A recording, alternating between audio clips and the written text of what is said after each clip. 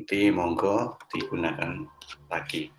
Oke, baik, kita mulai. Assalamualaikum warahmatullahi wabarakatuh. Waalaikumsalam warahmatullahi wabarakatuh. Oke, alhamdulillah, wa syukurillah, wala haula wala quwata illa billah. Pada kesempatan malam hari ini kita mengubah jadwal yang semula kita mulai pada hari Sabtu malam, ya. Kemarin saya tawarin untuk mengubah ke jadwal yang lain, karena bisa jadi di Sabtu malam mungkin ada acara yang berbeda, acara keluarga atau gimana, sehingga kita bisa menggantikannya di hari ini, ya, hari Kamis malam Jumat. Ya oke. Berdasarkan absensi kelas, kalau saya lihat anggota kelas kita memang anggota kelas kecil, ya.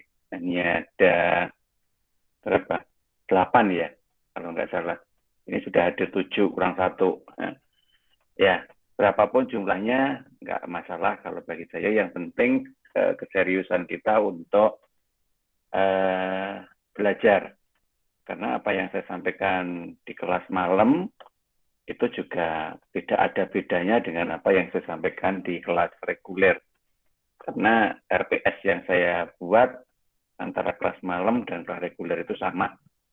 Ya, karena saya menganggap bahwa kelas malam atau reguler itu hanya waktu kuliahnya saja. Secara prinsip, apa yang kalian lakukan adalah sama.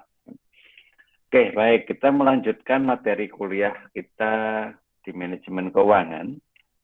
Mungkin sebelum kita lanjut ke materi kita yang kedua, ada pertanyaan, ya mungkin yang belum disampaikan. Monggo, nggak apa-apa ya disampaikan ke saya kalau memang ada pertanyaan yang mau ditanyakan. Oke, silahkan kalau memang ada terkait dengan materi minggu yang lalu atau apa terkait dengan perkuliahan kita, monggo silahkan disampaikan kalau ada.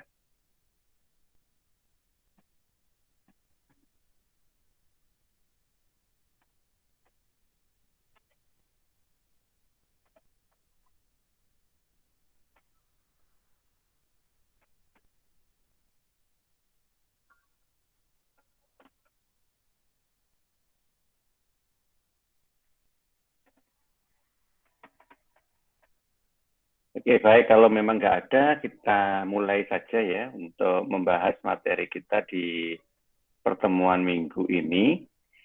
Sesuai dengan jadwal RPS, minggu ini kita membahas terkait dengan pasar uang dan pasar modal. Ya. Beberapa kali saya sampaikan di pertemuan pertama kemarin bahwa yang namanya manajemen keuangan itu, orientasi yang dilakukan adalah mengelola dana. Nah, dalam mengelola itu, kita harus memahami mekanisme pengelolaan berdasarkan prinsip dasar pengelolaan itu sendiri. Ingat, mengelola dana itu tidak sama dengan mencatat pengeluaran dan pemasukan. Tidak sama, ya. Jadi kalau hanya mencatat uang masuk, uang keluar, dan saldo, itu namanya bukan mengelola. Yaitu hanya mencatat biasa, gitu ya. Karena kalau mengelola itu ada sebuah proses yang harus kita lakukan, di mana proses itu ada relevansinya antara satu kegiatan, satu aktivitas dengan aktivitas yang berikutnya. Nah, dalam mengelola, dalam bahasa asingnya kita kenal dengan nama manage gitu ya.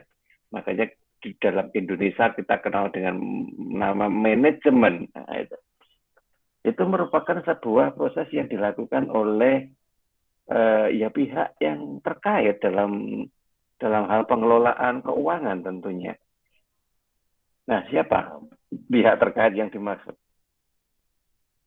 Yang jelas adalah pihak-pihak yang diberikan kewenangan untuk berada di bagian keuangan.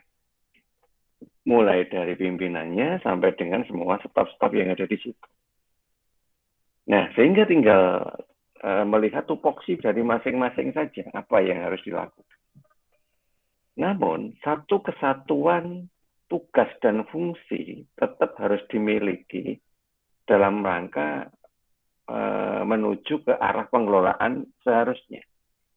Nah, satu kesatuan tugas dan fungsi itu nanti dilandasi oleh sebuah prinsip yang kita sering kenal dengan nama prinsip manajemen. Yaitu mulai dari kita membuat perencanaan, kemudian kita mengendalikannya itu bersama-sama dalam sebuah organisasi, terus kemudian kita bentuk sebuah pola tugas yang jelas, mulai dari pimpinan sampai dengan ke staf, ya, hingga sampai dengan melakukan sebuah pengendalian. Nah, itu semua ada satu rangkaian proses dalam sebuah pengelolaan. Sehingga kita tidak bisa hanya bicara mengelola di satu sisi tertentu saja, satu sudut pandang tertentu saja. Nah, dalam proses pengelolaan itu, kita bisa melakukannya dengan berbagai macam metode. Ya, dengan berbagai macam metode. Apa yang saya sampaikan di setiap pertemuan nanti adalah metode-metode yang akan kita pakai dalam prinsip-prinsip pengelolaan keuangan. Ya. Nah, sebelum kita menyentuh metode-metodenya, lebih baik kita memahami dulu urgensi dari penggunaan metode itu pada beberapa bagian atau pada beberapa posisi, beberapa tempat yang nanti biasa digunakan dalam proses pengelolaan keuangan.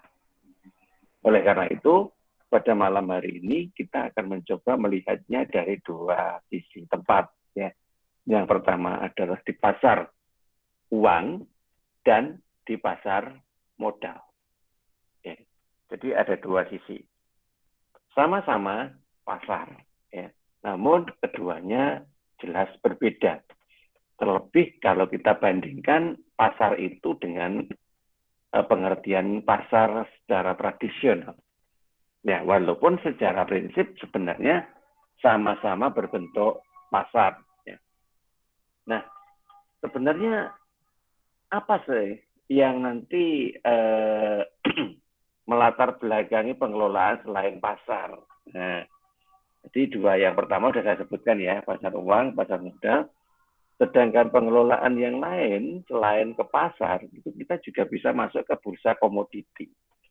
Jadi kita bisa memutarkan dana itu lewat sebuah bentuk komoditas yang jelas. Bisa komoditas berjangka pendek, bisa juga komoditas yang berjangka panjang. Nah, biasanya kalau kita bermain di dalam komoditi, maka pengelolaan uang itu sudah masuk ke sebuah tahap yang kita kenal dengan istilah perdagangan. Ya, karena kita sudah mengatakan bahwa itu bursa. Sehingga di situ nanti terjadi flow dalam putaran barang, yang mana diikuti juga dengan flow dalam putaran kas. Ya. Nah, oleh karena itulah maka nanti kita juga bisa melihat bagaimana flow masing-masing itu dalam rangka untuk mengendalikan yang namanya keuangan. Kemudian selain itu, kita juga bisa melihat di pasar yang lain. Nah, pasar yang saya maksud di sini adalah pasar yang lebih dominan menggunakan aktivitas pelayanan atau aktivitas jasa. Nah, sehingga kita bisa mengenalnya itu dalam bentuk pasar tenaga kerja, karena di situ nanti akan terjadi sebuah pemilihan atau semacam seleksi dalam rangka untuk menentukan tenaga kerja yang sesuai dengan bidang pekerjaan, di mana cara seleksinya itu nanti melewati berbagai macam proses. Ya. Maka proses demi proses itu nanti ada kegiatan yang berbentuk jasa. Ya. Nah, oleh karena itu nanti di situ akan muncul berbagai macam jenis transaksi. Sehingga di dalamnya ada hal-hal yang perlu kita lakukan dalam pengelolaan. Nah, sehingga dari keempat jenis aspek pasar dan bursa yang mungkin bisa kita gunakan dalam mengelola uang, yang paling utama harus kita perhatikan adalah bagaimana keuntungan dan kerugian yang mungkin kita hadapi sebagai sebuah resiko pada berbagai jenis pasar yang ada. Jadi kita ketika masuk pasar, yang harus kita prioritaskan pertama kali adalah tujuan. Mau ngapain di situ? Nah, ketika kita sudah bisa menentukan tujuan, itu artinya kita sudah ngerti apa metode yang akan kita gunakan dalam bertransaksi di pasar itu. Ya. Nah, sehingga kalau kita sudah mengenal metode apa yang akan kita gunakan, jelas di situ kita sudah menyadari untung atau ruginya kita berada pada pasar tersebut. Nah, oleh karena itulah kalau memang semuanya sudah disadari ya oke. Berarti kita sudah boleh atau bisa masuk ke pasar tertentu. Karena kita sudah menyadari semuanya, ya. Jadi jangan sampai nanti ketika terjadi apa-apa kemudian kita kaget. Kaget itu adalah suatu kondisi di mana kita tidak menyadari apa yang ada di dalamnya. Kalau sudah menyadari pasti tidak akan kaget. Ya. Oleh karena itulah maka semua jenis pasar yang ada akan mempunyai sebuah kondisi yang mirip. Ya. Semuanya pasti ada risiko. Nah, oleh karena itulah maka nanti kita mencoba mengidentifikasinya dulu. Oke, sekarang kita mulai dari yang pertama yaitu pasar uang. Kalau kita lihat secara harfiah mungkin agak sulit membedakan antara pasar uang dan pasar falas. Ya. Falas itu tahu falas ya. Biasanya falas itu diwakili oleh sebuah money changers. Kalau pernah tahu money changers, ya harusnya ngerti. Ya. Nah, di money changers itu kan biasa kita itu melakukan transaksi yang namanya jual beli uang. Kita punya uang rupiah. Dan karena kita butuh uang dolar Amerika misalkan, ya maka uang dolar Amerika itu kita beli dengan uang rupiah. Istilahnya begitu. Jadi istilah menukar itu kadang menjadi ambigu di situ. Sebab menukar itu harusnya memiliki barang yang sejenis. Artinya memiliki kualifikasi yang sama dan memiliki nilai yang sama. Nah, kalau dilihat dari jenisnya memang sama-sama uang. Tetapi ketika dilihat dari kualifikasinya antara nilai uang rupiah dengan nilai uang dolar itu beda. Sehingga kadang kita sulit untuk mencari kesamaan kalau kita bicara pertukaran. Nah, jelas loh nilainya 1 juta. Lah kok hanya ditukar 100 misalnya. Kan secara kesamaan itu nggak ketemu. Secara jumlah juga nggak akan ketemu. 1 juta kok ditukar 100. 1 juta rupiah ditukar 100 dolar. Misalkan begitu ya, misal aja. Kan nggak ketemu.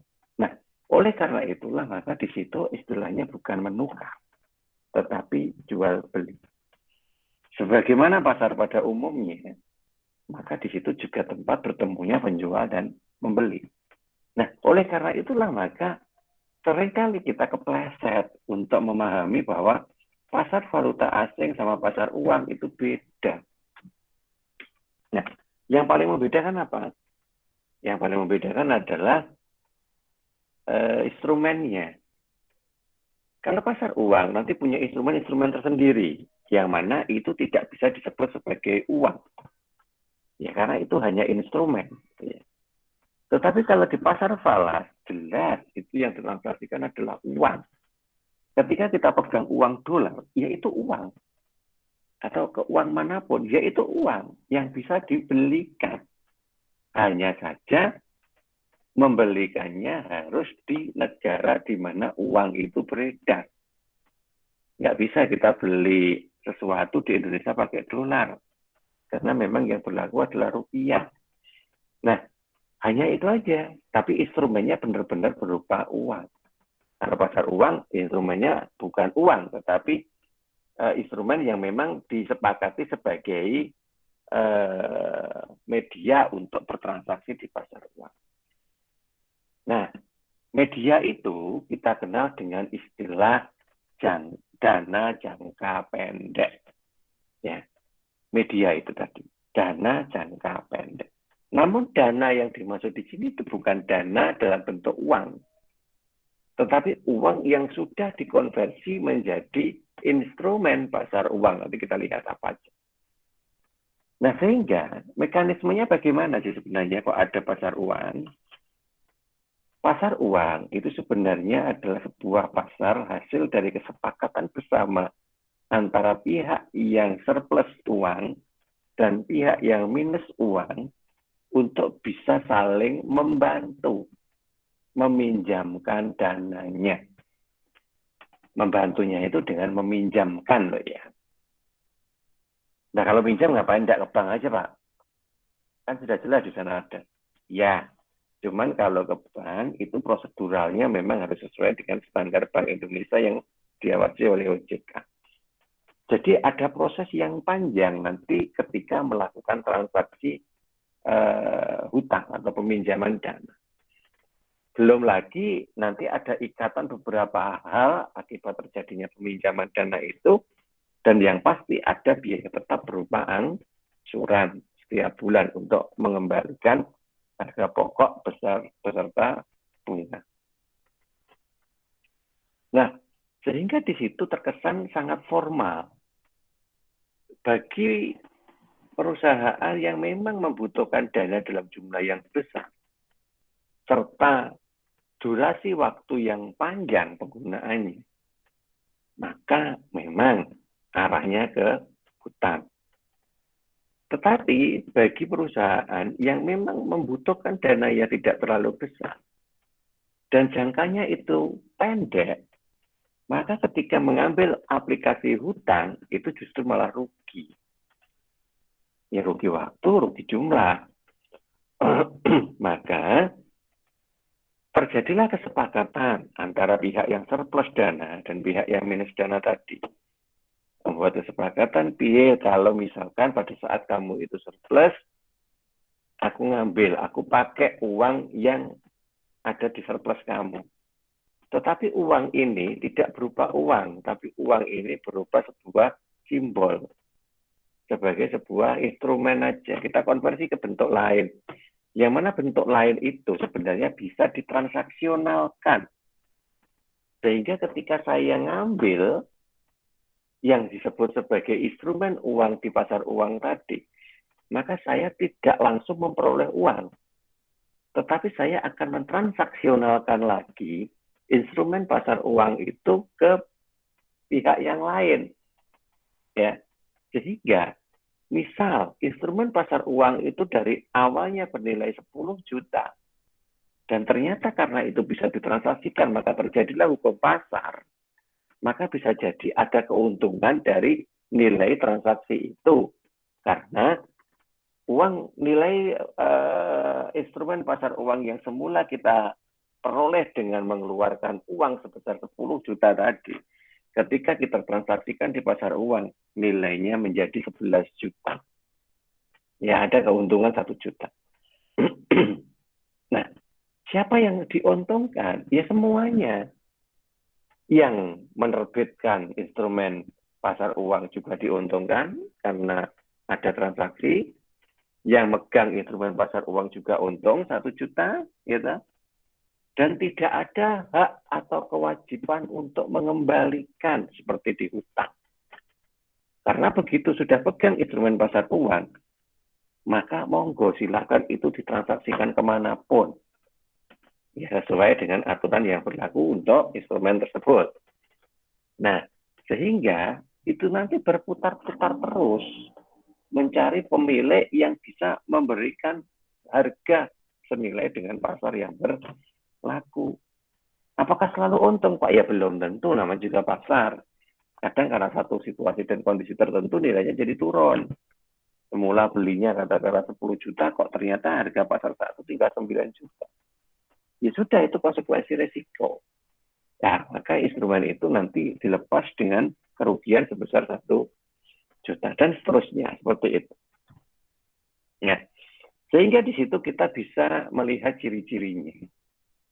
Yang pertama, karena dia ditransaksikan dalam jangka yang pendek, maka memang tujuannya untuk pemenuhan kas jangka pendek. Misal gini, pada saat kasnya itu over, ya, kebanyakan, maka kita harus mengubah kas itu tadi.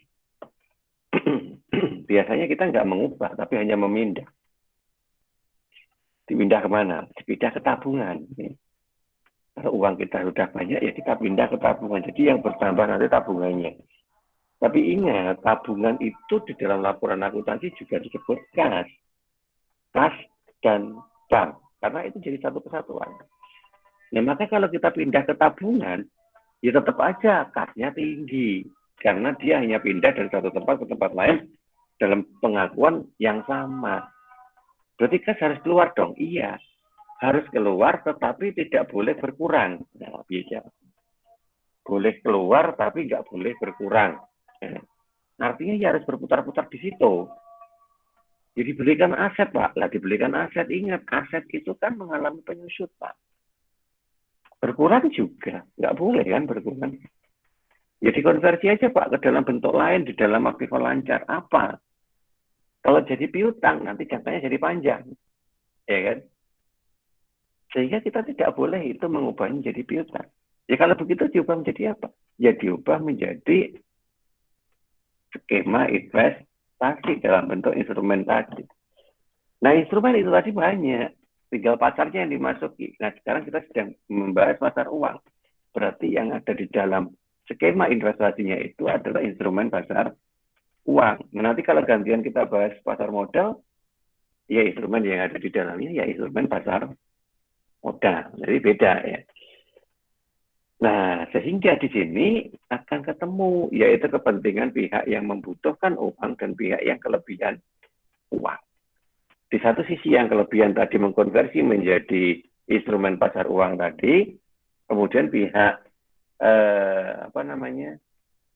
yang membutuhkan uang nanti menggunakan instrumen pasar uang itu untuk dicairkan menjadi uang lagi dan seterusnya. Maka terjadilah perputaran dari instrumen pasar uang itu ke berbagai sektor. Nah, yang penting syarat dan ketentuannya yang harus dipatuhi. Oke. Nah, ini berkembangnya dari sektor-sektor itu memang tidak terkait pada satu tempat tertentu. Enggak seperti pasar secara fisik gitu ya. Kalau pasar secara fisik ya memang di situ toh. Tetapi ketika kita bicara di pasar ini pasarnya adalah pasar yang bukan fisik gitu ya. Karena kita tidak akan menemukan pasar uang itu yang secara fisik. Terus alamatnya di mana? Nggak ada. Gitu ya. Alamatnya ya di aplikasi itu. Nah, oleh karena itu maka ketika kita bertransaksi di sana, maka kita tidak akan melihat bentuk fisik dari barang yang kita transaksikan. Tetapi hanya melihat sebuah pengakuan yang legal atas kepemilikan yang kita peroleh. Nah, karena suatu saat nanti saya memprediksi yang namanya uang itu sudah tidak lagi ada fisik. Nggak ada. Fisik dari uang itu sudah nggak ada. Jadi uang itu hanya sekedar pengakuan nilai nominal. Gejalanya sekarang sudah muncul. Gitu ya. Ketika ada yang namanya transaksi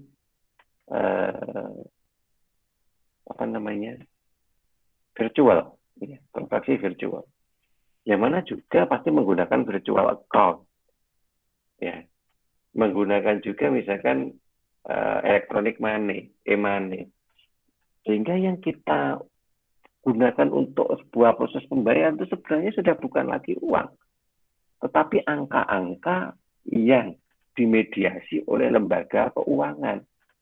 Maka kita masih menganggap itu adalah uang. Coba kalian transfer uang, ya lewat ATM misalkan transfer. Kalau ditanya, kamu tadi kirim uang toh? Nah, sekarang kita lihat konotasi uangnya apa. Kalau konotasi uang itu adalah 100 ribuan yang warna merah gambar Soekarno-Hatta, ya toh? Maka kita menjawab tidak. Saya tidak ngirim uang. Saya hanya mentransfer nilai uang, gitu ya. Jadi saya hanya mentransfer sejumlah uang itu saja. Jadi kalau mengirim uang berarti kan saya harus masukkan itu ke dalam amplop, ya toh? Atau ke dalam box, kemudian kita kirim ke alamat di mana kita bermaksud mengirimkan itu tadi. Tapi kan enggak. Nah, sehingga digital money itu tadi hanya pindah aja angkanya dari rekening A ke rekening B. Tapi walaupun cuma angka, kita senang ya dapat notifikasi di apa SMS notifikasi itu misalkan ya. Wah, ada kiriman dana sekian sehingga saldonya menjadi sekian. Oh, senang banget gitu. Padahal itu kan cuma angka. Tapi kenapa kok kita senang? Ya karena kita sudah mengakui itu sebagai uang. Nah, oleh karena itu, maka di situ sudah tidak ada lagi boundaries yang membatasi. Sehingga kita bisa mengatakan bahwa lembaga keuangan itu sudah tidak pernah tutup. Gitu loh. Dia buka terus 24 jam. Karena yang bekerja di dalamnya adalah mesin. Nah, karena uang sudah tidak lagi seperti uang yang kita lihat pada dompet kita. Nah, seperti itulah sekarang arahnya. Sehingga potensi nanti semakin tumbuhnya pasar uang itu sangat besar. Nah, apa aja tuh instrumen-instrumen yang disebut tadi? Nah, ini loh, ya, instrumen-instrumen yang saya maksud tadi. Ya. Ini semua adalah instrumen yang ada di pasar uang yang disebut sebagai produknya, ya. Karena memang itu yang ditransaksikan nanti. Ada sertifikat Bank Indonesia, ada sertifikat atau surat berharga pasar uang, promissory note, sertifikat deposito, ya. Ya, sertifikat deposito itu kalau yang mungkin paling kenal ini ya, paling sering tahu itu mungkin ya. Ya kalau kita tahu ada billiardnya deposito, ya itu namanya sertifikat deposito. Itu bisa dimasukkan ke pasar uang. Nah, bisa ditransaksikan juga. Saya punya deposito, misalkan nilainya 10 miliar. Ya. Pendapatan dari jasa keuangannya, jasa bunganya 10 miliar, itu katakanlah 100 juta, misalkan begitu aja, gampangannya 100 juta. Sehingga dalam waktu 1 bulan, uang 10 miliar itu akan jadi 10 miliar 100 juta. Tolong, uang ini dibeli. Apa uang ini?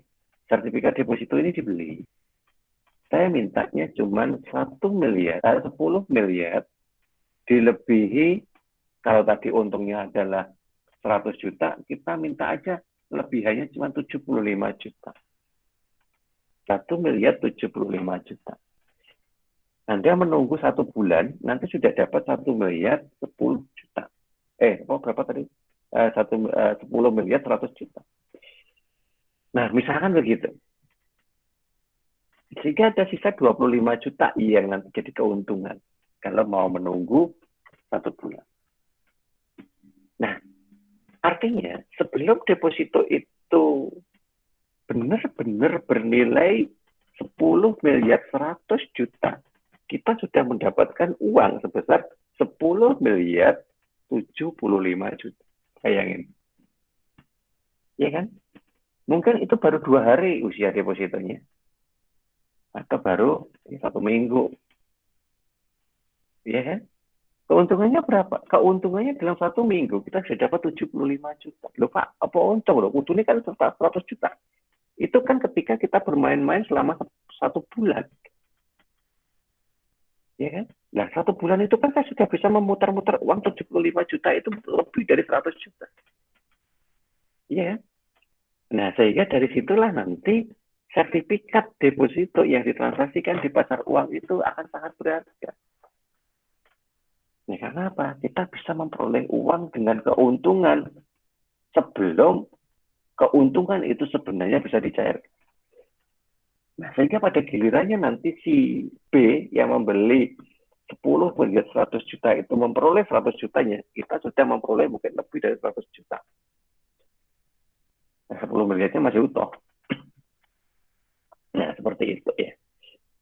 Nah, itu yang bisa saya ceritakan karena yang mungkin paling kalian kenal adalah deposito. Yang lain, commercial paper, common, repo, visual, bank, settlement. Itu Pak, nanti gini, browsing aja di Google ya. Kalau saya harus menceritakan satu-satu, nanti kita ya kemalaman. Ya kemalaman tidak apa-apa Pak di rumah. Ya, tapi ya biar kita ada usaha. Coba nanti browsing di Google, apa itu SBI, apa itu SBPU, jangan sampai salah, itu salah, beda arti ya. Commissioners, ya, commercial paper, dan seterusnya. Coba nanti browsing aja. Nah, yang jelas ini adalah produk yang ada di pasar uang yang nanti digunakan untuk instrumen transaksional di pasar uang itu. Nah, sehingga fungsi utama dari pasar uang itu apa? Bagi pihak yang surplus dana, ya jelas itu alternatif untuk menginvestasikan uangnya. Sebab kalau dia masih berbentuk kas atau setara kas, itu bukan investasi, itu hanya saving. Ya, jadi kita harus bisa bedain mana saving, mana investasi. Kalau saving, itu kita tidak penting nanti jadi berapa. Yang penting aman. Sehingga waktu kita butuh ada. Tapi kalau investasi, ya jangan berpikir aman. Ya, kalau investasi ya kita berpikir tentang keuntungan. Ya. Nah, oleh karena itu maka ketika kita berpikir tentang investasi, maka kita sudah mengeluarkan dana dari saving itu untuk ke arah investasi. Karena jauh lebih menguntungkan. Nah, berarti produk pasar uang tadi bisa dipakai untuk alternatif investasi. Tapi jangkanya pendek. Ya. Kemudian juga salah satu tempat alternatif untuk mencari dana cepat, karena jangka pendek tadi. Sehingga beda dengan hutang. Ketika hutang, mau hutang aja prosesnya mungkin 1 bulan. Lalu saya butuh besok uangnya. Kok nunggu 1 bulan? Ya kan? Ya nggak bisa. Ya kalau mau begitu. Nah, oleh karena itu opsi hutang kan lambat. Oleh karena itu kalau memang ingin cepat, ya masuk di fungsi pasar uang ini. Memperlancar roda perekonomian itu dampak. Alternatif investasi supaya uang lebih produktif itu dampak. Ya. Jadi nanti ketika masyarakat itu sudah teredukasi penuh atas penggunaan uangnya, maka suatu saat saya berpikir bahwa antara praktek konsumsi dan praktek produksi itu bisa berimbang. Karena orang itu sudah mulai berpikir untuk menjaga bagaimana tingkat konsumtifnya itu bisa ditahan. Ya, cara menahan tingkat konsumtif itu tidak kok kemudian tidak belanja ke mall, tidak mau bersentuhan dengan toko online, itu bukan itu ya. Tidak seperti itu. Tetapi menjaga tingkat konsumtif itu adalah dengan mengalihkan suatu dana yang bisa kita gunakan untuk konsumtif ke arah yang lebih produktif. Sehingga ketika dananya kita bergerak ke arah produktif, maka secara tidak langsung energi berpikir kita tidak lagi mengingat sesuatu yang konsumtif, tapi mengingat sesuatu itu untuk lebih produktif. Sehingga yang kita pikirkan adalah gimana caranya besok bertambah. Bukan bagaimana caranya besok menggunakan. Ya kan? Karena apa? Kepuasan dari pemiliknya baru akan dirasakan ketika kita mampu menyelesaikan tantangan. Jadi sudah bergeser. Ya. Kalau kepuasan mampu menyelesaikan tantangan itu tersimpannya lebih lama daripada kepuasan ketika kita berhasil membeli suatu barang. Ya. Karena kepuasan ketika membeli suatu barang itu ya hanya sesaat. Apalagi kalau pembeliannya itu hanya didasari oleh keinginan. Ya. Kalau didasari kebutuhan mungkin bertahan lama. Selama barang itu masih dibutuhkan, kita masih merasakan manfaat. Tetapi kalau hanya didasari dari keinginan, begitu barang itu sudah ada di tempat kita, ya sudah. Rasa pengennya itu semakin jatuh, semakin ngedrop, semakin hilang gitu. Karena sudah ada, sudah berhasil. Sehingga rasa menikmati barangnya itu jauh berkurang dibanding ketika barang itu belum berhasil kita beli. Ya sudah dibeli, ya sudah ditaruh, ya sudah kita punya, selesai. Sudah tidak ada rasa lagi. Nah, inilah bedanya produk konsumtif sama produk produktif. Nah, sumber dananya dari mana? Ya pada prinsipnya karena ini tadi pasar ya. Jadi pasar. Jadi siapapun pihak yang memang ingin bertransaksi, ingin mengkonversi dana kasnya, ingin memperoleh keuntungan di masa yang akan datang, ya maka bisa masuk di dalamnya. Mulai dari masyarakat secara umum, berarti secara individual juga boleh. Tidak apa-apa, monggo. Ya. Orang-orang yang berpikir seperti yang tadi saya sampaikan, sudah mengulangi aktivitas konsumtif dan mengarahkan ke aktivitas produktif, ya maka akan muncul masyarakat-masyarakat umum yang masuk di pasar uang. Hal yang sama juga di bank umum, bank swasta, atau lembaga keuangan bukan bank sekalipun ketika memiliki kelebihan dana. Ya kan? Karena masing-masing itu kan menerima dana dari pihak ketiga. Kita tidak bisa mengatur kapan pihak ketiga itu memasukkan dana ini. Ya. Nah, oleh karena itu bisa jadi suatu ketika kita itu over saving, ada kalanya kita juga under saving, jadi kurang.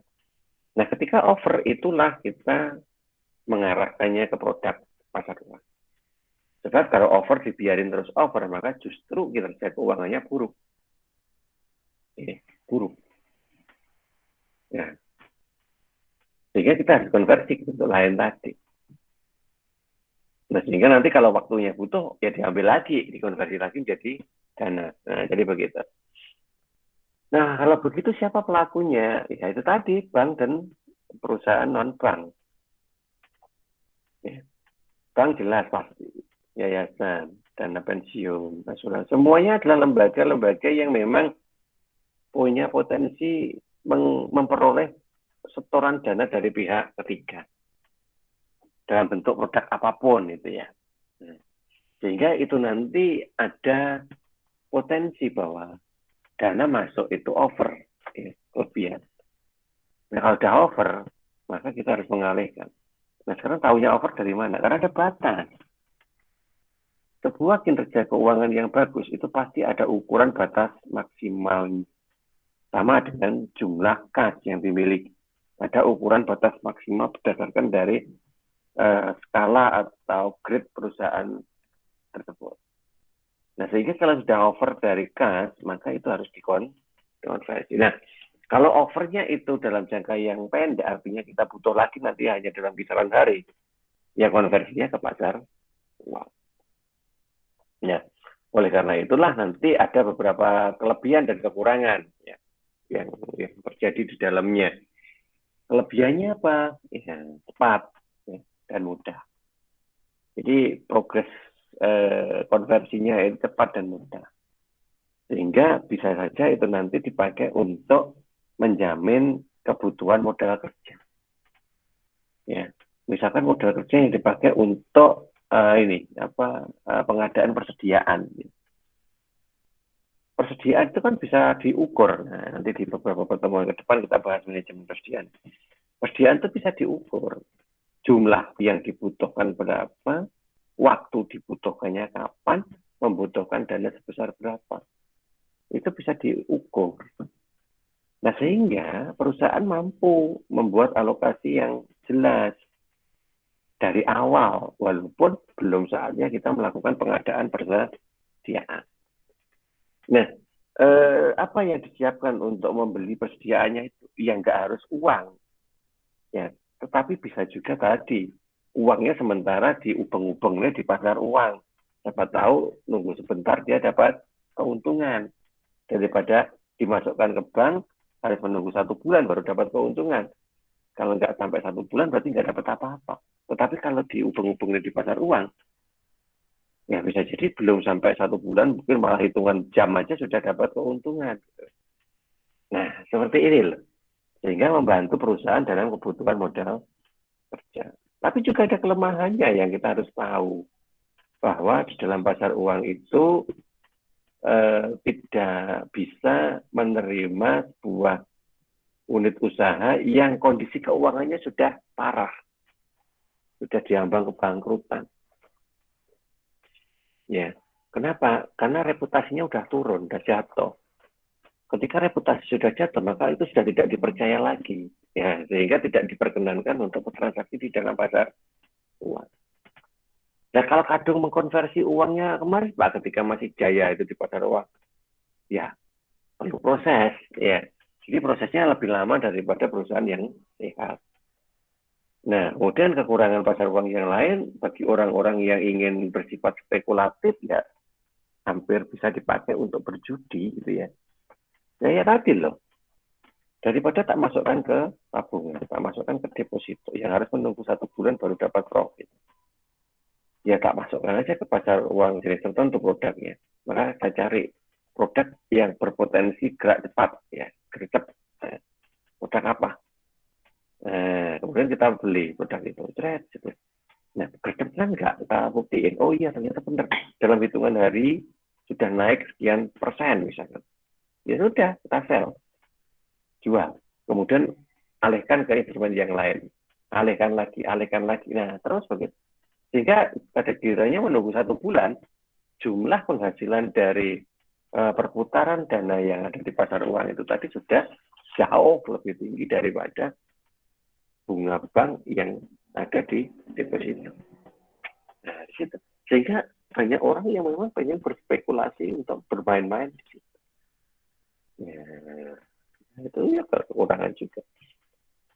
Dan yang kekurangan berikutnya ini yang fatal, ya, yaitu kerugian yang disebabkan karena ketidakmampuan kita dalam mengelola. Makanya ketika masuk ke pasar itu, kita harus benar-benar siap menghadapi kondisi yang ada di pasar tersebut. Artinya kita sudah cukup dana, cukup modal, dan cukup pengetahuan. Cukup kalau ditambahi dengan cukup teman-teman yang membantu. Ya, di sini. Karena apa? Kalau sampai itu kita tidak mampu untuk bertahan di dalam pasar, ya sudah. Maka kita akan menjadi rugi. Rugi yang tidak bisa lagi diperbaiki. Ya. Karena sudah kadung cacat di pengertian pasar. Ya, sekarang kita bedakan dengan falas. Ya, kalau begitu falas tadi apa yang ditransaksikan? Ya uang. Tetapi uang dalam bentuk uang yang sebenarnya hanya saja bersumber dari perusahaan, dari negara yang berbeda. Sehingga falas itu lebih cenderung hanya dipakai untuk menyiapkan uang dalam rangka dipakai untuk transaksi kalau kita mau pergi ke negara yang berbeda. Ya, jadi seperti itu. Nah, tapi kalau dipakai untuk investasi boleh nggak, Pak? Di secara prinsip boleh. Tetapi investasinya juga investasi yang bersifat spekulasi tadi. Kita beli aja dolar, banyak gitu ya. Nunggu dolar itu nanti menguat, melemahnya rupiah, menguatnya dolar. Nanti kalau sudah begitu kita jual. Nasionalismenya yang dipertanyakan kalau seperti itu. Ya, ada banyak spekulan seperti itu, hancur sudah rupiah. Karena nanti kita bisa bermain-main dengan nilai tukar. Karena kita menguasai pasar. Makanya tidak diperkenankan bertransaksi di falas dalam jumlah yang besar. Karena berpotensi untuk mengarah ke spekulasi. Kalau hanya dipakai untuk bertransaksi, nggak mungkin nukar uang asing dalam jumlah yang besar. Gitu. Kalau hanya dipakai untuk transaksi saja. Nah, oleh karena itulah nanti kalau kita melihat di falas, maka sesuatu yang membedakannya itu ada di sini, yaitu di kurs. Kurs itu dikenakan pada 2 kali saat satu transaksinya. Itu yang pertama saat membeli, dan yang kedua saat menjual. Ditetapkan kursnya seperti itu. Nah, kurs itu adalah sebuah kondisi nilai tukar suatu mata uang asing dengan rupiah di Indonesia berdasarkan ketentuan yang diberikan oleh Bank Indonesia. Maka KUS itu dikenal dengan nama KUS konversi. Nah, jadi seperti ini. Oleh karena itulah maka motivasi dalam transaksional di pasar falas itu hanya sekedar untuk memenuhi kebutuhan keuangan ketika akan bertransaksi di negara tertentu. Ya. Nah, seperti ini nanti produknya ya. Ada bursa falas, di mana di situ ada berbagai macam jenis mata uang asing yang dinilai berdasarkan nilai tukar pada saat itu, kurs yang berlaku pada saat itu. Nah, fungsinya ya jelas seperti ini, untuk mempermudah penukaran uang, memperlancar ekspor impor, atau juga tempat spekulasi. Walaupun memang tidak bisa menghasilkan jumlah yang tinggi, ada batasan-batasan yang sekarang harus kita penuhi, tetapi setidaknya kita sudah bisa memperoleh keuntungan hanya bermain-main dengan falas. Nah, siapa pelakunya? Paling banyak ya ini, ya bisa individu yang memang mau mencari spekulasi tadi, eksportir, importer untuk transaksional perdagangan, bank itu untuk kembali disampaikan ke pihak lain, dan pemerintah dalam konteks devisanya gitu ya. Nah, itu di pelaku pasar falas. Nah, kelebihannya apa kalau begitu? Ya, nanti bisa dibaca sendiri ya itu ya. Sumber informasi, membantu masyarakat, memudahkan transaksi, mengurangi risiko. Oke, tapi juga ada kekurangannya. Ya, kekurangannya ya tadi, banyak dipakai untuk spekulasi. Nah, itulah beberapa hal yang bisa kita pahami di pasar uang dan pasar falas atau bursa falas. Nah, sedangkan sekarang yang ketiga kita lengkapi dengan pembahasan berikutnya di pasar modal. Apa sih pasar modal? Ya pasar, sama-sama pasar lagi, itu tempat bertemunya penjual dan pembeli.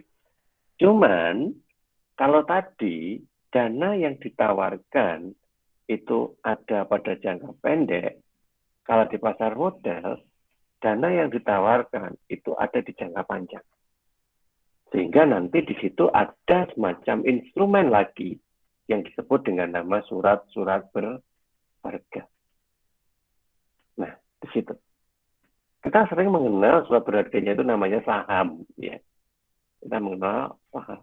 Nah, tapi selain saham juga ada nanti yang namanya obligasi. Nah, keduanya itu mempunyai jangka waktu yang lebih panjang dibandingkan di pasar uang. Ya, karena orientasinya kemana? Orientasinya bukan untuk modal kerja, tapi orientasinya untuk modal saham, modal usaha dalam jangka waktu yang panjang. Nah, perusahaan yang menginginkan memperoleh tambahan modal biasanya mentransaksikan sahamnya itu di bursa saham. Tergantung dari jenis perusahaannya. Kalau jenis perusahaannya itu bisa bertransaksi secara internasional, maka dia bisa melakukan jual beli sahamnya secara bebas. Ya, dikenal dengan nama perusahaan terbuka atau TBK atau perusahaan go public. Ya. Nah, sehingga dia bisa memperoleh tambahan modal dari investor manapun. Nah, selain itu juga bisa sebagai sarana untuk pemerataan pendapatan. Ya. Kadang perusahaan kecil itu terkendala pada modal sehingga pendapatannya juga rendah.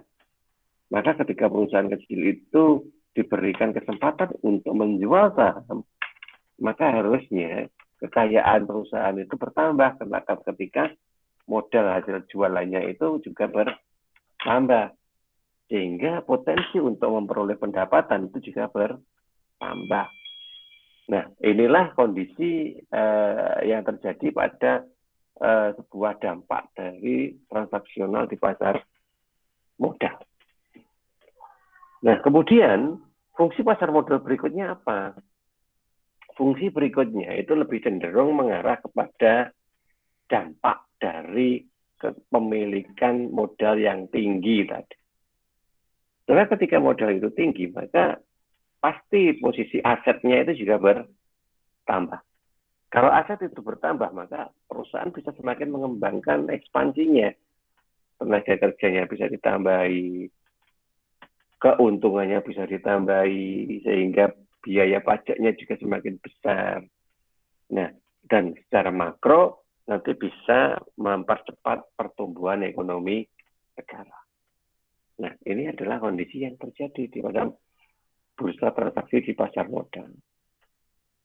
Nah, dasarnya apa?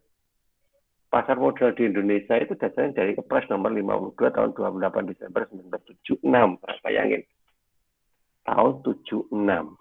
Ya karena memang pertama kali pasar modal di Indonesia itu berdiri ya tahun itu.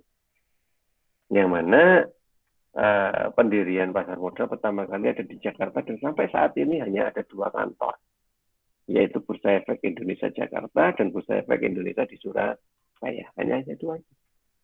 Nah, yang lain itu semua adalah perusahaan investasi, ya, perusahaan sekuritas yang keberadaannya itu membantu Bursa Efek dalam rangka menyediakan kepemilikan atas saham.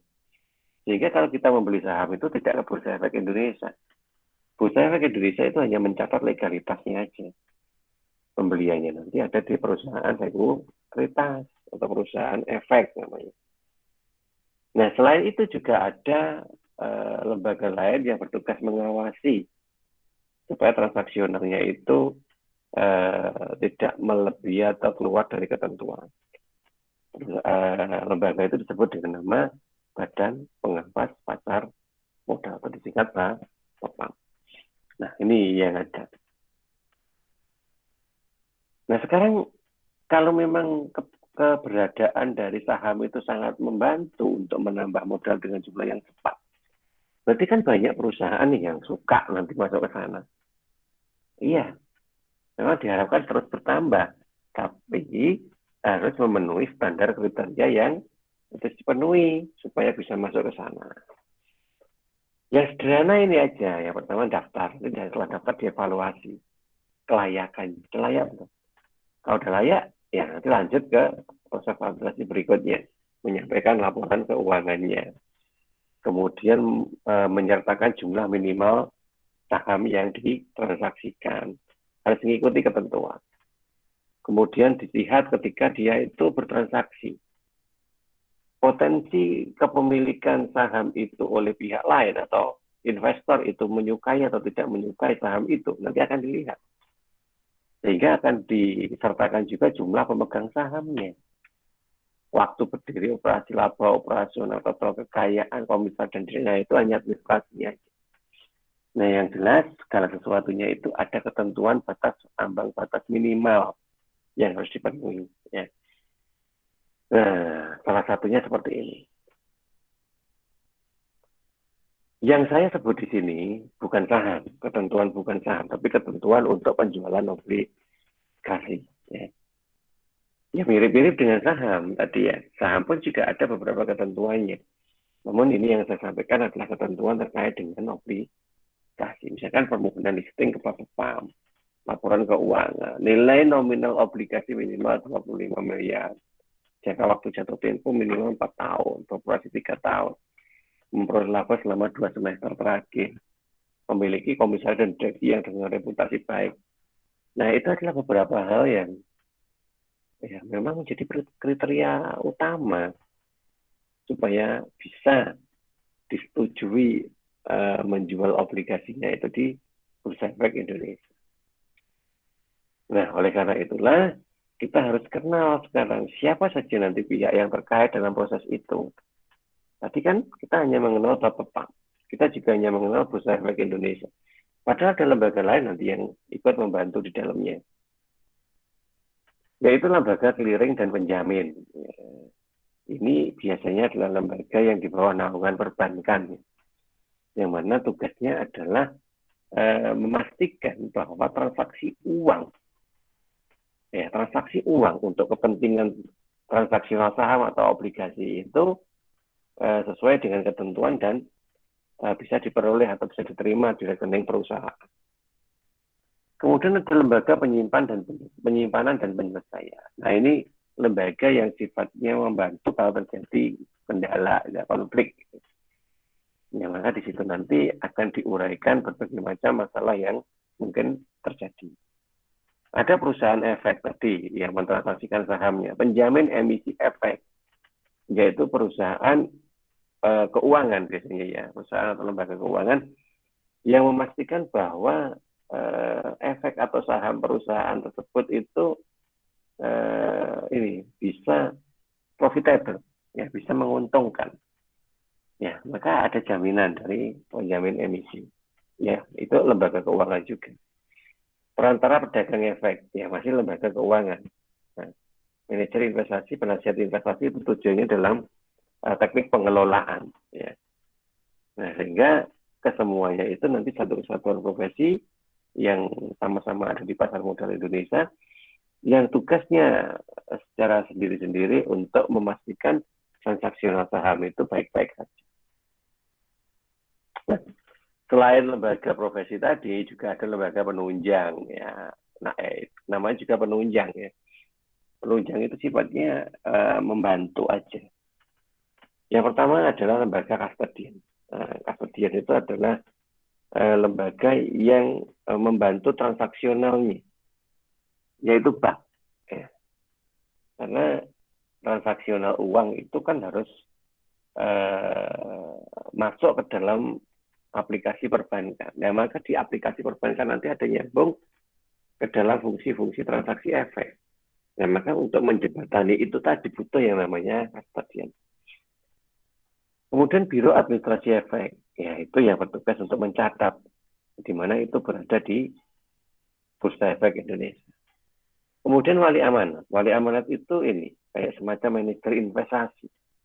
Jadi pihak yang diberi amanat untuk mengelola karena kita mungkin tidak mampu atau kita tidak sempat melakukan. Contohnya adalah reksadana, perusahaan reksadana. Nah, kalau kita itu pengen transaksional di saham, tetapi sahamnya itu aman karena ada yang mengelola, maka kita masuk di reksadana. Maka di situ ada wali amanatnya. Nah, kemudian penunjang-penunjang yang lain, ya, ada akuntan publik, itu pasti lulusan akuntansi kan ya ini. Sedangkan konsultan hukum dan notaris itu jelas dari lulusan hukum. Nah, sekarang bagaimana proses untuk proses untuk perjalanan saham itu dari awal belum dikenal oleh pasar hingga kemudian jadi ditransaksikan di bursa. Pertama tadi, jadi perusahaan harus mendaftar untuk melakukan penjualan saham perdana di Bursa Efek Indonesia yang dikenal dengan nama IPO, ya, Initial Public Offering. Jadi menjual saham pertama kali di bursa. Ketika Bursa Efek Indonesia itu sudah mengkoreksi pengajuannya, meneliti kelayakannya, dan memang dinyatakan layak untuk bisa IPO atau go public, maka dia akan dicatat dalam sebuah pasar primer. Ya, di pasar primer itu nanti, maka perusahaan akan menjual sahamnya pertama kali. Sehingga ditentukanlah berapa harga sahamnya. Ya, biasanya harga sahamnya itu tetap selama periode di pasar primer. Dan itu tidak lama, paling sekitar 3-4 bulan aja di pasar primer itu. Di mana semuanya masih belajar, sehingga ada banyak yang diberikan free. Komisi tidak ada, ya, dan transaksionalnya itu hanya dilayani untuk pembelian saham saja, penjualan belum boleh. Pemesanannya ada agen, sehingga ada agen yang membantunya, dan jangka waktunya tadi maksimal 3 bulan. Nah, ketika sudah lebih dari 3 bulan, maka akan dievaluasi bagaimana kondisi transaksional saham yang ada di pasar primer. Kalau hasil transaksinya itu menurut Bursa Efek Indonesia itu recommended untuk diterbitkan secara publik, maka Bapepam bersama dengan Bursa Efek Indonesia akan mengarahkan saham-saham perusahaan itu ke pasar sekunder. Artinya apa? Perusahaan sudah listing atau sudah sah listing di pasar modal. Nah, seperti itu. Sehingga dia bisa diakses oleh seluruh investor di negara manapun.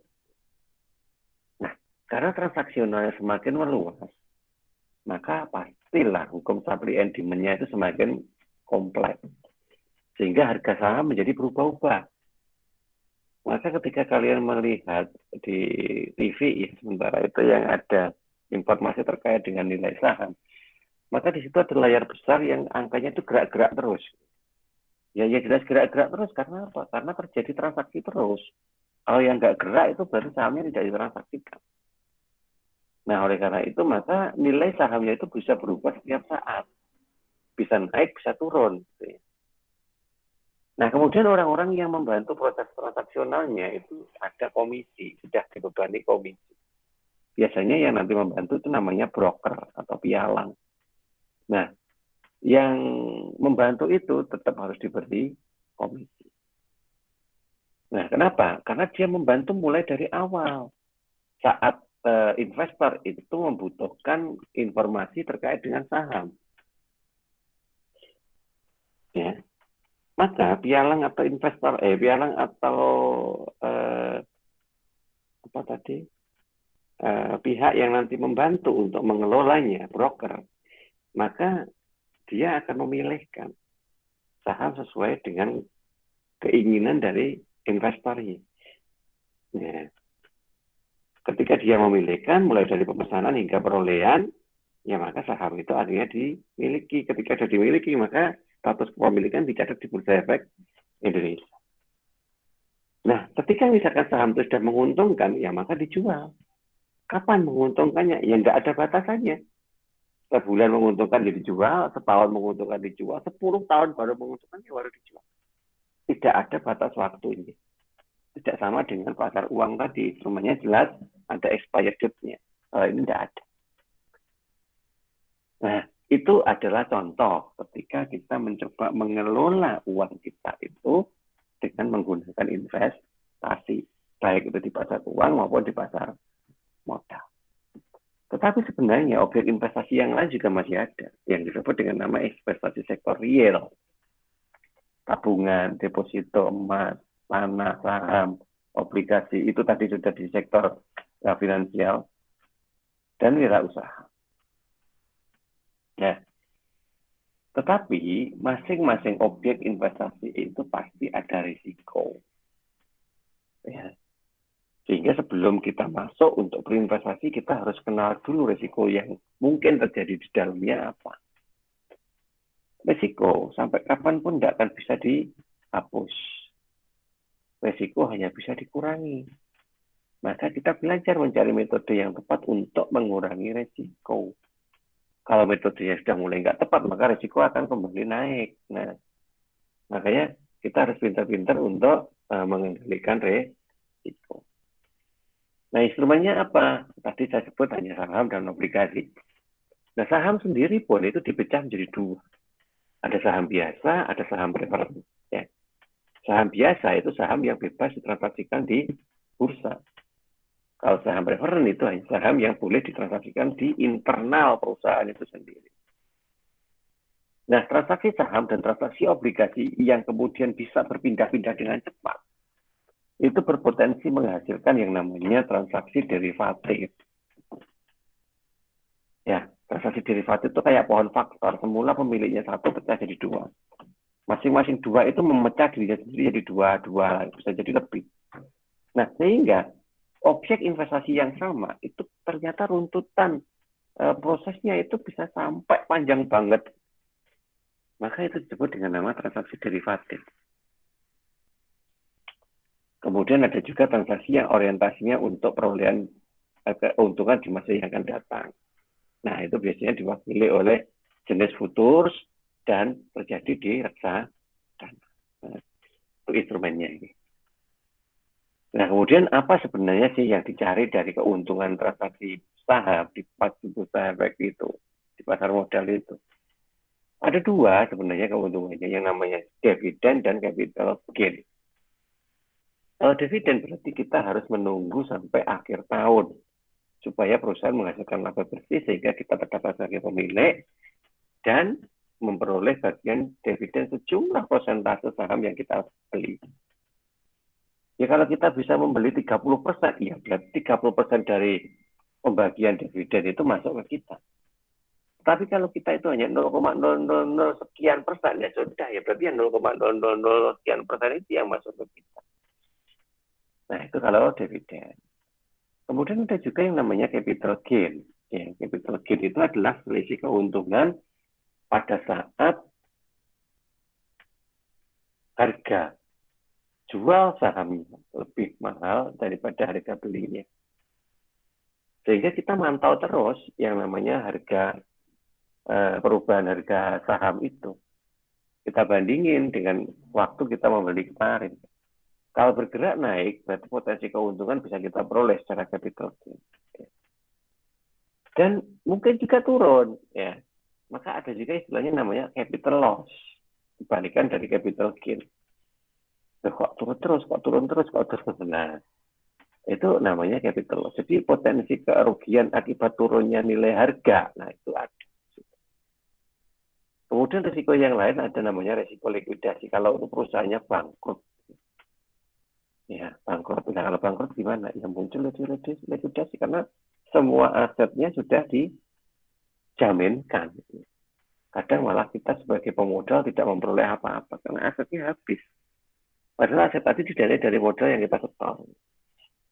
Nah, sedangkan kalau obligasi itu ada risiko yang namanya risiko pendapatan risiko keuntungan dulu ya. Keuntungan memperoleh pendapatan tetap. Jadi karena obligasi itu potensinya bisa naik harganya, tetapi tidak punya potensi untuk turun harganya. Jadi ketika kita beli obligasi itu katakanlah satu lembarnya itu ada 25.000 misalnya. Potensinya bisa jadi 25.000 itu menjadi 30.000 per lembar. Tetapi nggak mungkin obligasi itu turun menjadi 20.000 per lembar. Ya, seperti itu. Maka kita sebut dengan nama pendapatan tetap. Kemudian capital gain tadi, kalau memperoleh selisih lebih dari penjualannya. Tapi juga ada kerugian. Ya, kerugiannya apa? Obligasi itu kan saja milik satu perusahaan tertentu atau kita beli. Nah, kemudian kita butuh uang, kita cairkan lagi, kita kembalikan lagi ke perusahaan pemiliknya. Nah, ternyata pada saat itu perusahaan nggak punya duit. Ya, risiko. Nanti pending sampai perusahaan punya uang. Nah, selain itu, di dalam obligasi itu juga ada bunga. Ya, karena obligasi itu obligasi yang berbunga. Maka ketika tingkat suku bunga itu rendah, turun, ya sudah. Nilai suku bunga obligasi juga turun. Nah, kalau turun berarti ada selisih. Nah, selisihnya itu yang disebut dengan kerugian. Ini adalah sebuah contoh kalau misalkan kita melakukan pembelian saham. Ya. Pembelian saham itu memang nilainya dilihat per lembar. Per lembar berapa. Tetapi ya bukan berarti kita boleh beli satu lembar gitu ya. Semakin besar jenis perusahaannya, maka batas minimal pembelian sahamnya juga semakin besar. Nah, batas pembelian saham itu dikenal dengan istilah lot. Ya. Satu lot itu berisi 100 lembar saham. Ya, sekarang tinggal Anda boleh membeli berapa lot. Katakanlah minimal transaksi adalah 10 lot. Kalau satu lotnya 100, berarti 10 lot 1000 lembar saham. Nah, berapa harga per lembarnya sekarang? Nah, kalau harga per lembarnya mungkin masih Rp500, Rp200, atau tertinggi mungkin cuma Rp1.000, mungkin tidak terlalu. Nah, bagaimana kalau harga per lembarnya sudah Rp50.000? Ya sudah 50.000 kali 1.000. Ya, 50 juta. Ya kan? Nah, itu batas minimal untuk pembeliannya. Nah, sekarang kita contohin. Misalkan kalau kita pakai ilustrasi seperti ini. Ya.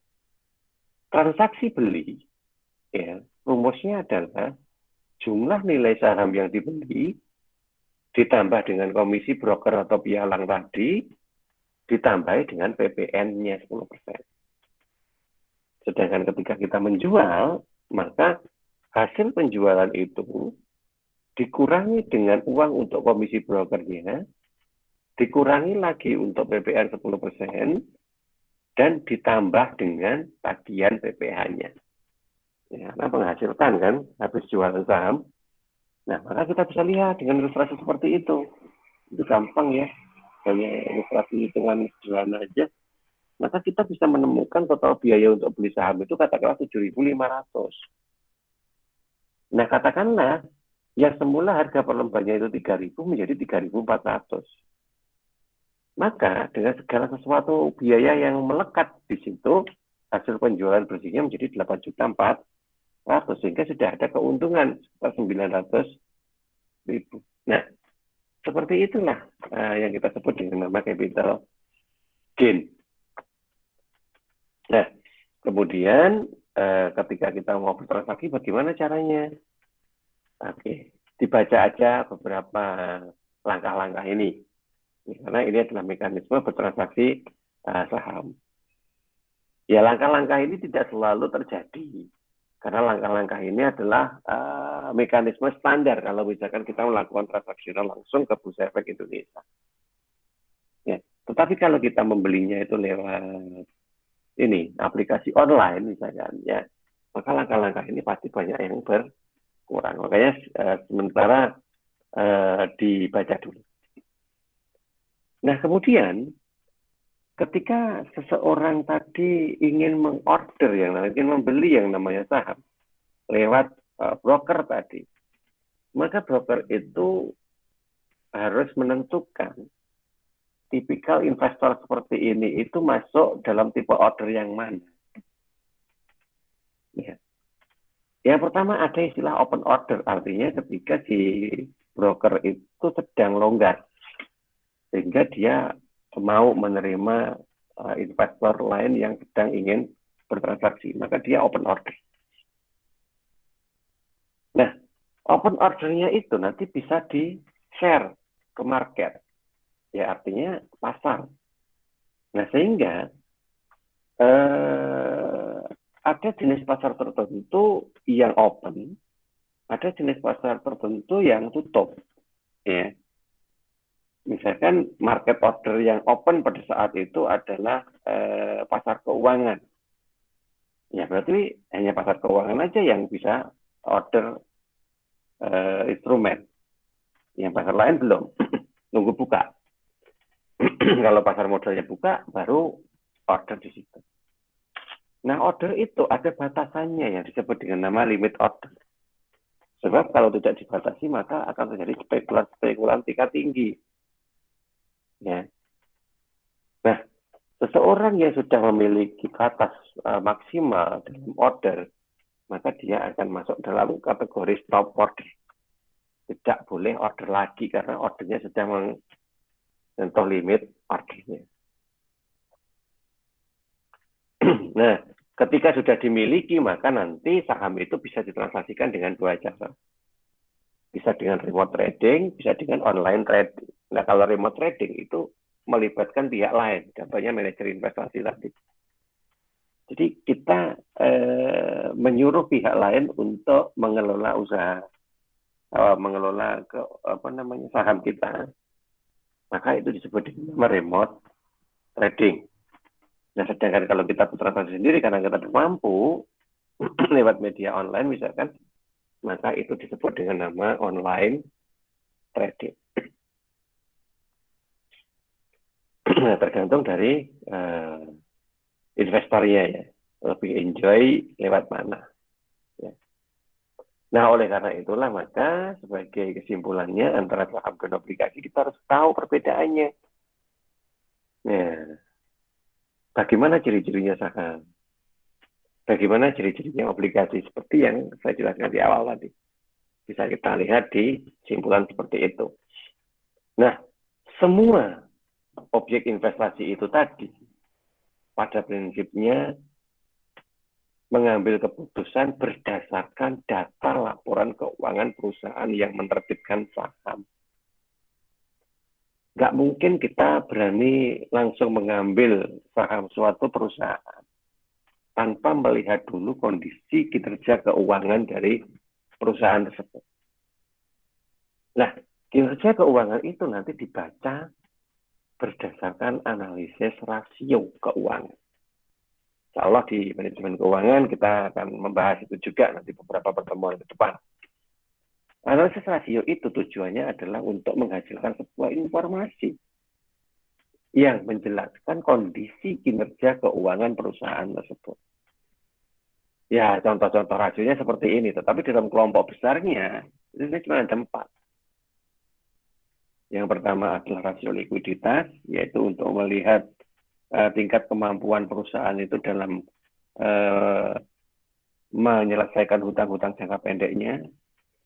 Kemudian rasio aktivitas, dipakai untuk menilai seberapa efektif perusahaan itu dalam aktivitasnya. Kemudian rasio solvabilitas, yaitu untuk melihat bagaimana kemampuan perusahaan itu dalam menyelesaikan hutang jangka panjangnya.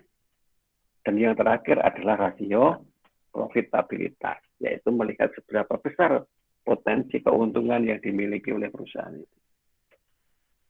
Nanti kita akan bahas secara bergantian ya, antara rasio itu tadi.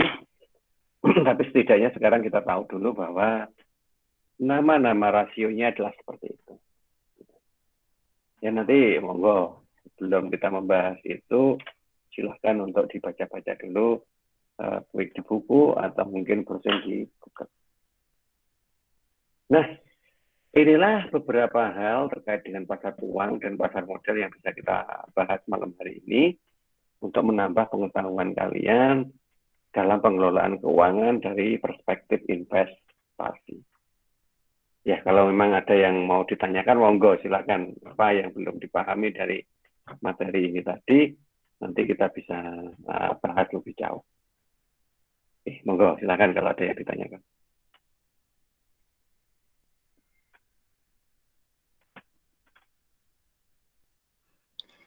Izin bertanya ya, Pak. Ya, oke, monggo Mbak Dini. Ya, oke, silakan. Kalau investasi reksadana itu kan sudah ada yang menjalankan, Pak. Itu berarti apa tidak akan rugi ya, Pak? Oke, reksadana ya Mbak ya. Memang reksadana itu menjadi alternatif investasi bagi orang yang surplus dana. Satu ya, surplus dana. Dua, berani take risk ya, berani mengambil risiko yang lebih daripada sekedar uangnya disimpan aja.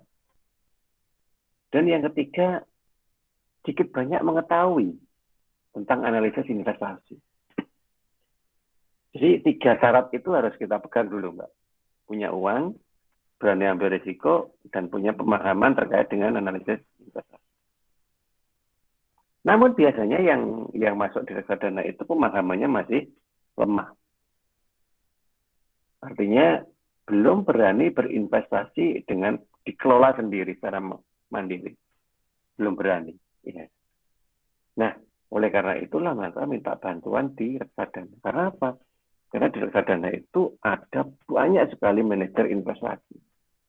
Yang tentunya karena dia sudah berani open order seperti itu, pengalaman dan pengetahuannya sudah teruji. Nah, biasanya sebelum si klien itu tadi melakukan aplikasi order produk saham yang ditransaksikan di reksadana tersebut, maka si manajer investasinya akan bercerita terkait dengan potensi profit yang mungkin bisa tercapai. Tapi sekali lagi ini potensi. Ya, tidak sama dengan bunga. Kalau bunga itu kan hampir bisa dipastikan gitu kan. Tapi kalau ini kan tergantung pasar.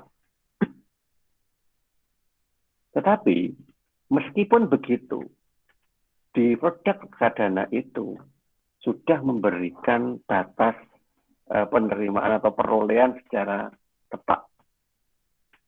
Jadi walaupun nilai saham itu sebenarnya secara penjualannya itu sangat fluktuatif, di pihak reksadana itu sudah berani memberikan asumsi tetap dalam jangka waktu tertentu, misalkan dalam waktu ya 3 bulan atau 6 bulan atau mungkin bahkan 1 tahun.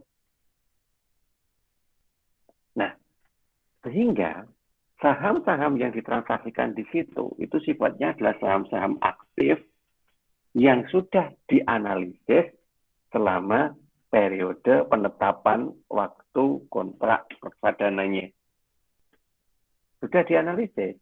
Sehingga manajer investasi tahu sebenarnya keuntungan dari saham yang ditransaksikan di reksadana itu berapa secara average, secara rata-rata. Ya, maka harga jual yang dipakai untuk dasar penjualan saham di reksadana adalah average rate dari price yang ditentukan selama 6 bulan tersebut. Ya, di rata-rata, Pak Din. Jadi, meskipun pada waktu itu sahamnya itu turun, ya nggak masalah. Kenapa? Karena pada saat itu turun, nilainya distabilkan lagi dari perolehan yang diterima saat harganya itu naik. Ya. Katakanlah turun 2, naiknya 5. Ya, maka masih ada keuntungan 3. Nah, kebetulan lagi turun lagi 1. Masih ada keuntungan 2. Tetapi setelah itu naik 4. Ada keuntungan 6, dan seterusnya. Nah, oleh karena itulah maka di reksadana, manajer investasi tidak pernah mengalami kerugian. Jadi, kekhawatiran yang Mbak Dini sampaikan tadi sebenarnya tidak akan terjadi di sebuah reksadana.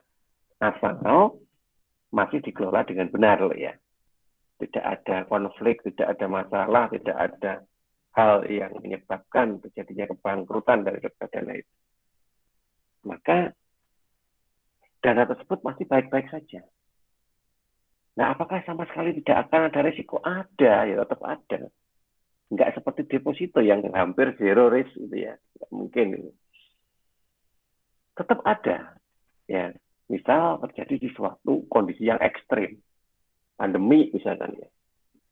Nggak ada satupun di pandemi itu yang tidak turun. Ya. Nilainya maksudnya. Maka semuanya akan terkoreksi. Tetapi kan itu adalah KLB, ya, kejadian luar biasa.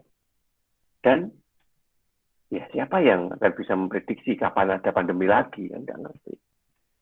Ya maka ketika itu sudah terjadi resiko, maka resiko itu nanti akan diusahakan untuk tertutup. Ada nggak aspek lain yang bisa dipakai untuk menutup resiko itu? Kalau ada, ya segera ditutup supaya risknya tidak terlalu menyebar dan ruginya tidak terlalu banyak. Nah, itu yang terjadi. Sehingga potensi rugi di reksadana itu sangat kecil. Walaupun tetap ada sebenarnya ya. Sehingga menjadi banyak jujukan orang-orang yang punya surplus uang, surplus modal, surplus dana untuk diinvestasikan ke pasar modal atau mungkin pasar modal lah mayoritas ya, pasar saham jarang. Ke pasar modal supaya memperoleh keuntungan yang setidaknya lebih tinggi daripada sekedar di save di tabungan atau di deposito misalnya. Nah, seperti itu ya kondisi yang ada di reksadana itu, Mbak. Oke, monggo ada lagi yang lain. Terima kasih, Pak. Oke, monggo silakan yang lain mungkin ada yang mau ditanyakan.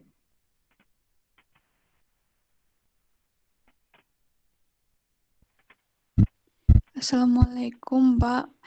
Waalaikumsalam. Oke, Mbak Indah. Oke, ya, monggo, Mbak. Kan pada akhir-akhir ini banyak kasus pengembalian saham pada perusahaan ya, Pak. Mengapa hal ini bisa terjadi dan apakah bisa menimbulkan efek yang bisa membuat pembeli saham itu jadi ragu ke perusahaan itu, Pak? Ya, oke. Terima kasih. Pengembalian saham itu macam-macam, Mbak, sebenarnya mekanismenya. Jadi kita tidak bisa menyamarartikan pengembalian saham itu seperti kita ya mengembalikan sesuatu ke pemilik aslinya, nggak begitu. Jadi ada ambil aja dua komponen besar yang melatar belakangi terjadinya pengembalian saham. Yang pertama, karena perusahaan itu sendiri yang meminta. Istilahnya adalah buyback. Gitu ya. Jadi perusahaan itu memang menarik kembali saham-sahamnya di pasar. Sengaja itu. Jadi semua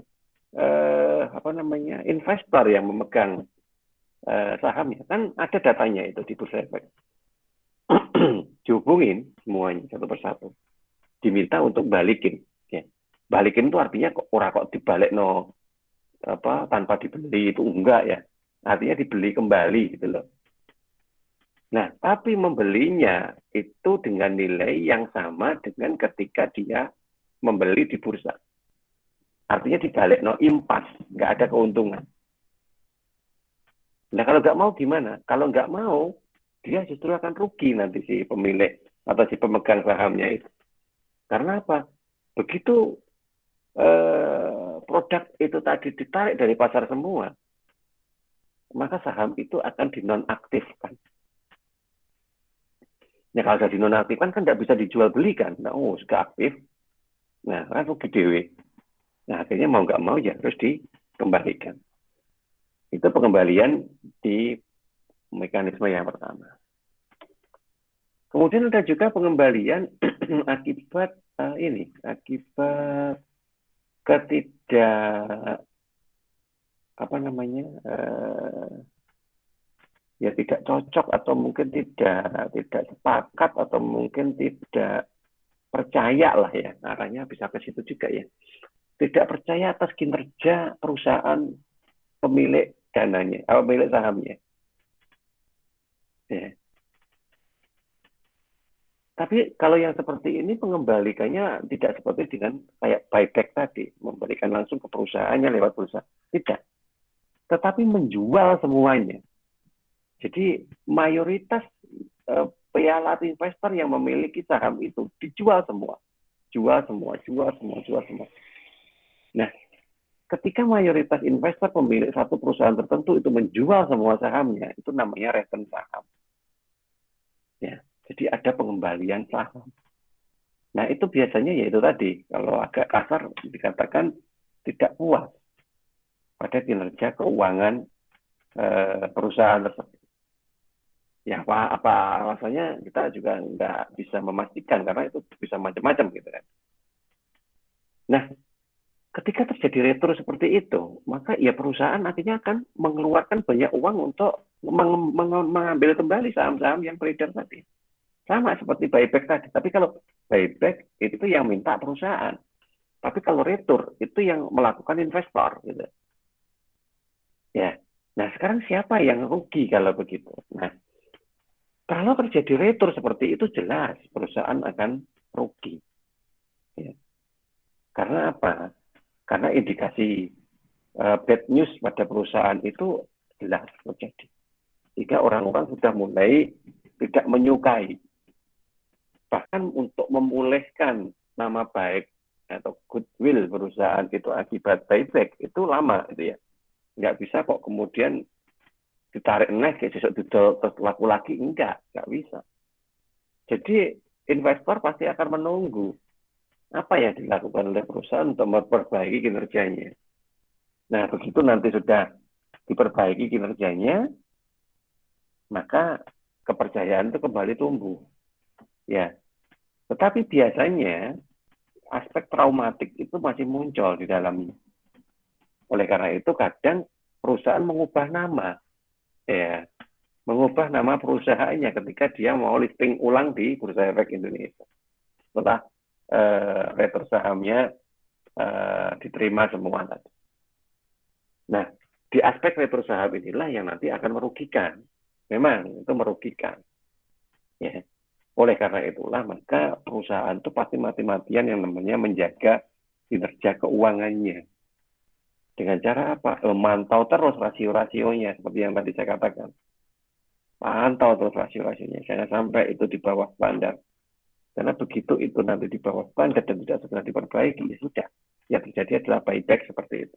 Dan bad news yang terjadi karena citra perusahaan itu akan turun. Ya. Susah-susah membangun yang namanya pencitraan, ternyata hanya gara-gara kinerja yang lemah, akhirnya menjadi turun semua. Nah, inilah fungsi dari akuntansi sekarang. Karena akuntansi itulah nanti yang akan mengawal bagaimana laporan keuangan itu dalam performa yang bagus. Ya. Jadi belum tentu ketika misalkan perusahaan itu mengalami masalah pada penjualan barangnya, kemudian kinerja laporan keuangannya itu memburuk, belum tentu. Makanya kalau accounting-nya itu pintar, ya walaupun kondisi penerimaannya itu menurun, ya kinerjanya masih terlihat stabil. Ya minimal stabil. Kalau dikatakan naik kan malah nggak logis. Nah, disinilah pentingnya yang namanya accounting dalam berperan menjaga stabilitas kinerja keuangan. Nah, karena apa? Relevansinya dengan saham, relevansinya dengan investor, relevansinya dengan kerugian kalau terjadi buyback. Nah, sehingga kesimpulannya, kalau misalkan memang melihat kondisi pengembalian saham, kita harus cek dulu apa masalahnya. Apakah buyback karena kinerja yang melemah, atau memang ada permohonan untuk menarik kembali saham yang disebut dengan nama buyback tadi oleh perusahaan pemiliknya. Oke, jadi begitu Mbak Indah ya tadi ya. Oke, monggo. Oke, ada lagi yang lain mungkin?